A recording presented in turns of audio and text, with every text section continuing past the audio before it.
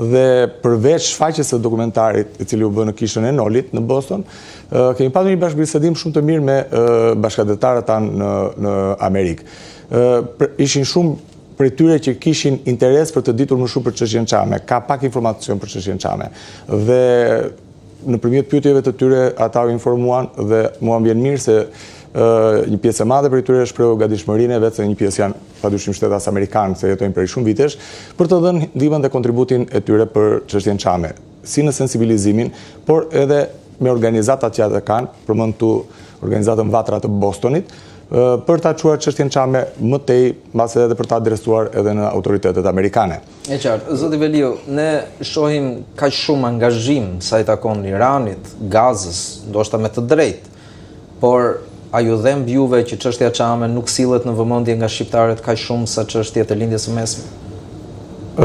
E vërteta është që çështja Çame këto vitet e fundit unë shoh dhe këtë vit pata kënaqësinë të shifja që një pjesë e madhe shqiptarëve e patën në vëmendjen e duhur, pasi ka patur organizime të tjera, jo nga fondacioni, por edhe nga organizata të tjera shqiptarësh, edhe në Shkup, në dije pam në Edirne dhe në Izmir, që protestuan edhe para konsulatës greke.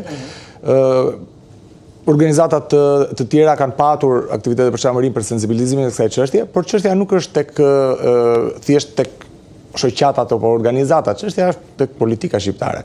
Pra, ajo që mungon dhe ka munguar për 81 vite rresht është angazhimi i politikës shqiptare, shtetit shqiptar për çështjen Çame.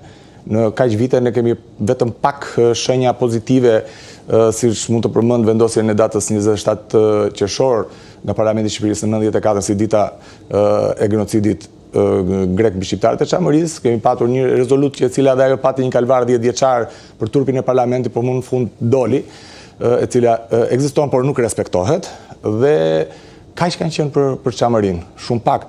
Ndërkohë që plot nisma mund të kishte, kryesisht unë mendoj Parlamenti i Shqipërisë, pasi atje janë të gjitha forcat politike dhe në Parlamentin e Shqipërisë mund të kishte shumë nisma parlamentare për Çamërinë, të cilat kanë munguar për to 34 vitet e fundit. Për shembull, mund të ngrihej në Parlamentin e Shqipërisë një komision i posaçëm për çështjen Çame, ku të blidhej dokumentacioni dhe materiale të ndryshme për të ndërtuar një strategji për çështjen Çame. Dhe në këtë komision mund të ishin nga gjitha forcat politike. Por nga ana tjetër dhe shteti shqiptar mund të bënte diçka. Pra mund të kishim një zyrë shtetërore, qoftë pranë kryeministrit për çështjen Çame, por qoftë edhe pranë ministrit të jashtëm për çështjen Çame.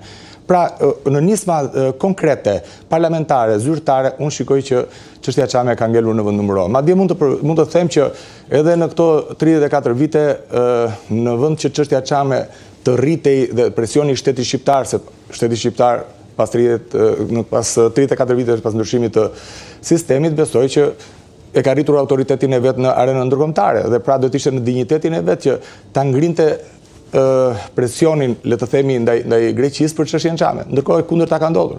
Kemi patur disa takime në 91-shin dhe 92-shin me ish kryeministrin e asaj kohe grek Mitsotakis, me dy qeveritë edhe të tranzicionit në Shqipëri, po edhe demokratike, dhe u diskutua për çështjen Çame. Kryeministri i asaj kohe e pranonte që kishte një çështje Çame, nuk pranonte kthimin e Çame, por pranonte të diskutonte për pronat e Çame.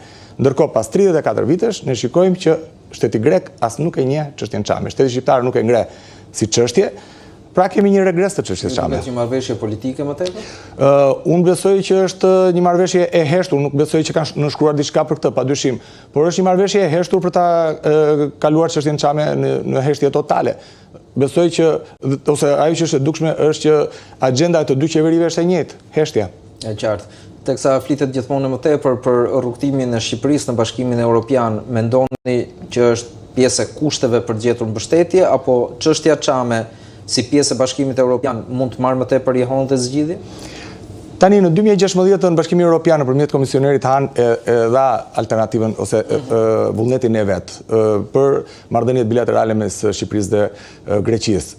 Në atë deklaratë që komisioneri Han bëri, i drejtoi Greqisë që mes diskutimeve dhe në agjendën e diskutimeve mes dy vendeve të ishte edhe çështja Çame. Pra, vullneti i Bashkimit Evropian është ky. Por unë kam dëgjuar shpesh që ka disa, le të themi, tendenca për të thënë që të hyjmë mirë në Bashkimin Evropian, pastaj flasim për çështjen Shame. Ndërkohë kjo nuk është e saktë. Kjo është për mua është një qasje djallëzore ndaj çështjes Shame, pasi unë besoj që Bashkimi Evropian është një bashkim vlerash të vendeve anëtare të saj.